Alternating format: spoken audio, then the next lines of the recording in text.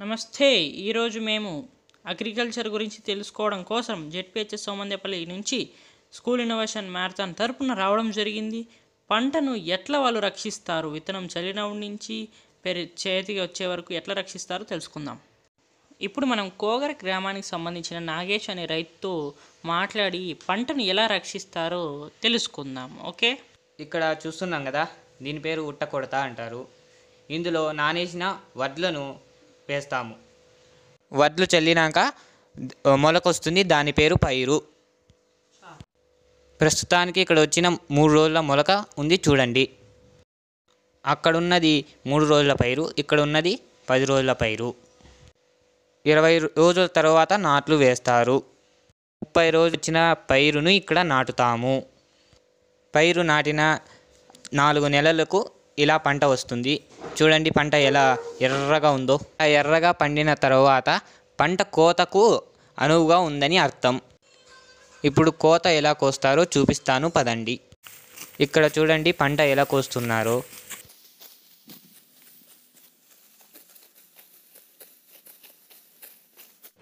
ఇంతకుముందు పంట ఎలా కోసారో చూశారు కదా.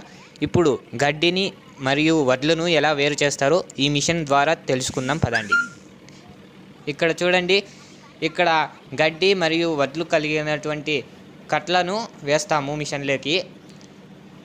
ఇక్కడ చూస్తున్నారు కదా, ఇలా వడ్లను మరియు గడ్డిని వేరు చేస్తుంది ఈ మిషను. ఇంతకుముందు చూశారు కదా వడ్లను గడ్డిని ఎలా వేరు చేస్తారు. అలా వేరు చేసిన వడ్లను ఇలా ఆరపోసి 3 రోజుల వరకు ఆరబెడతాము. మీరు మొదట్లో చెప్పినట్లు ఉట్టకొడతను ఎలా తయారు చేస్తారు? ఉట్టకొడత అంటే వడ్లను తీసుకువచ్చి నీళ్ళల్లో నానబెట్టి 3 రోజుల పాటు దాన్ని అలాగే వదిలేయాలి. అలా నానిన వడ్లను తీసుకొని ఒక బట్టలో వేస్తాము. అలా బట్టలో వేసిన తర్వాత వాటిని చుట్టి పెడతాము. మూట కట్టినటువంటి వడ్ల మీద పొద్దున సాయంత్రం కాస్త నీళ్ళు అట్లా చల్లుతాము. వడ్లు మొలకొచ్చిన తర్వాత ఎలకల నుంచి, పక్షుల నుంచి, కోళ్ళ నుంచి ఎలా కాపాడుకుంటారు? అడవి పందుల నుంచి వచ్చే సమస్యని మీరు ఎలా సాల్వ్ చేస్తారు?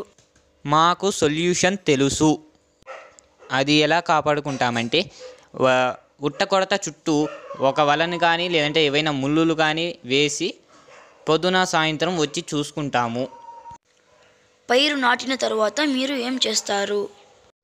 పైరు నాటిన తర్వాత మేము యూరియా సల్ఫేట్ వాడతాము. దాంతోపాటు ఎరువు వేస్తాము. ఎరువు వేసిన తరువాత మేము 10 లేదా 20 రోజులకు కలుపు తీస్తాము. కలుపు తీసిన తర్వాత ఏవైనా వ్యాధి కానీ లేదంటే ఏవైనా పురుగులు కానీ వచ్చినాయంటే మేము మందులు వాడతాము. ఎంత పరిమాణంలో వాడతారు?